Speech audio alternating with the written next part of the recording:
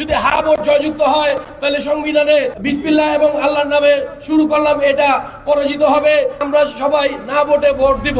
জুলাই সনদের আইনি ভিত্তি দিতে আয়োজিত গণভোটে না ভোট দেওয়ার আহ্বান জানিয়েছেন নারায়ণগঞ্জ জেলা কৃষক দল নেতা জুয়েল আরমান। তিনি বলেন, গণভোটে হ্যাঁ জিতলে সংবিধানে বিসমিল্লাহ এবং আল্লাহর নামে শুরু করলাম এটা পরাজিত হবে।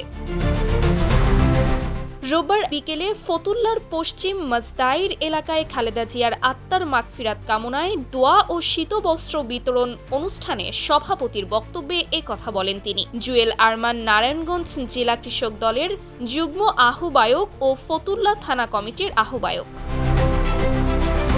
অনুষ্ঠানে প্রধান অতিথি ছিলেন নারায়ণগঞ্জ ৪ আসনে বিএনপি জোটের প্রার্থী জমিয়তে উলামায়ে ইসলামের যুগ্ম মহাসচিব মুফতি মনির হোসাইন কাশেমি।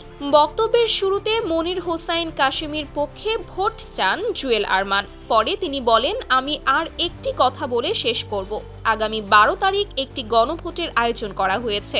আমরা এই গণভোটের দিকে সবাই লক্ষ্য করব যে যদি না ভোট জয়যুক্ত হয় তাহলে সংবিধানে বিসমিল্লাহ এবং আল্লাহর নাম জয়যুক্ত হবে। যদি হ্যাঁ ভোট জয়যুক্ত হয় তাহলে সংবিধানে বিসমিল্লাহ এবং আল্লাহর নামে শুরু করলাম এটা পরাজিত হবে। তাহলে যারা আমাদের ফতুল্লা ৪ আসনের ভোটার তারা সবাই লক্ষ্য করে শুনবেন, সবাই না ভোটে ভোট দিবেন।